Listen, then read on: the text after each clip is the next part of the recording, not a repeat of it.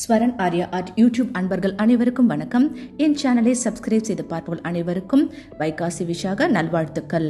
விஸ்வாவசு வருடம் 2025 ஜூன் மாதம் 9ஆம் தேதி திங்கட்கிழமை வைகாசி விஷாகம். வைகாசி மாதம் விசாக நட்சத்திரம் முழு நிலவு பௌர்ணமியுடன் சேர்ந்து வருகிறது.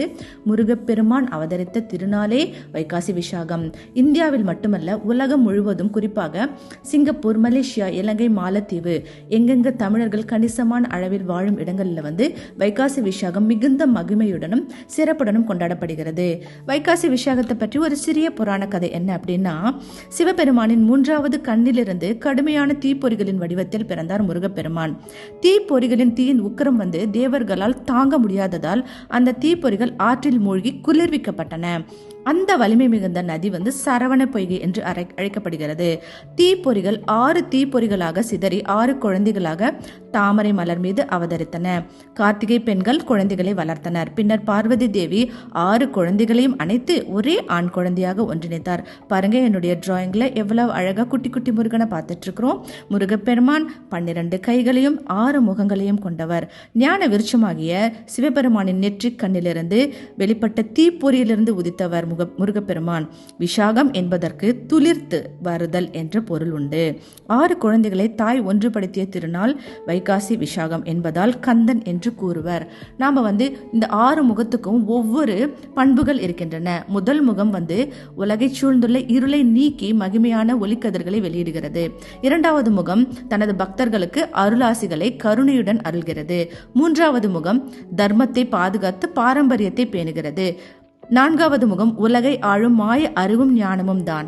5வது முகம் எதிர்மறைகளிலிருந்து மக்களை பாதுகாக்கிறது.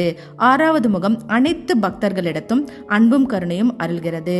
நம்ம வைகாசி விஷாகம் நேரம் அப்படின்னு பார்த்தோம்னா, ஜூன் 8ஆம் தேதி ஞாயிறு மதியம் 2 மணி முதல் ஜூன் 9 திங்கள் மாலை 4 மணி வரை இருக்கிறது. சூரிய உதயத்தில் இருந்து தான் நம்ம விரதம் இருக்க வேண்டும்.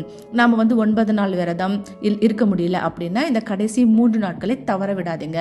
சனி, ஞாயிறு, திங்கள் அப்படி இருக்க முடியலையா, திங்கள் ஒரு நாள் மட்டும் இந்த விரதத்தை கடைபிடியுங்கள். அதுக்கு நாம பாருங்க, ஷட்கோண கோலமிட்டு வெற்றிலை தீபம் இட்டு நாம் ஓம் அப்படிங்கிற பித்தளை விளக்கு ஏற்றி இருக்கிறோம். முருகப்பெருமானுக்கு நம்மளுடைய மலர்களால் அலங்கரித்திருக்கோம். பஞ்சாமிரத பிரியனான முருகனுக்கு நாம பஞ்சாமிரத்துக்கு தேவையான பழங்களை வைத்திருக்கோம். கந்தர் அனுபூதி, கந்தர் அலங்காரம், குமாரஸ்துவம், வேல்மாறல், கந்த சஷ்டி கவசம், திருப்புகழ், இது எது வேணாலும் படிக்கலாம். எதுவும் நம்மளால படிக்க முடியல, ஓம் சரவண பவ அப்படிங்கிற மந்திரத்தை மட்டும் உச்சரித்து கொண்டே இருங்கள். நமக்கு யாருக்குங்க வேதனை இல்லை, யாருக்கு கஷ்டங்கள் இல்லை, எல்லாருக்கும் ஒவ்வொரு விதமான வேதனைகள் இருக்கிறது.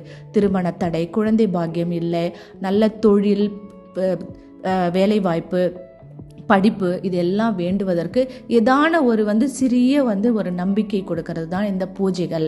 இந்த பூஜைகள்னால நம்பிக்கையோடும் நம்மளுடைய வாழ்க்கை பயணத்தை நடத்த வேண்டும்.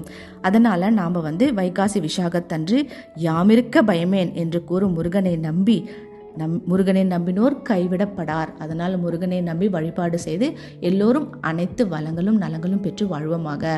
அனைவருக்கும் வைகாசி விஷாக நல்வாழ்த்துக்கள். ஸ்வரன் ஆர்யா ஆர்ட்.